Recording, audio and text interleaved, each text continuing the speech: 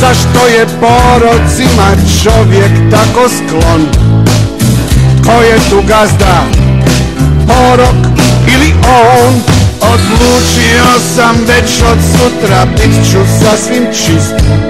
Promijenit ću svoj život, okrenut novi list. Prestat ću pušit, prestat ću pit, prestat ću dihat, nek sve ide v rit. Prestat ću pušit, prestat ću pit, prestat ću dihat, nek sve ide v rit. Prestat ću psovat, izmolit 3 zdravo Marije. Prestat ću trošit lovu na p***arije. Prestat ću pričat loše viceve.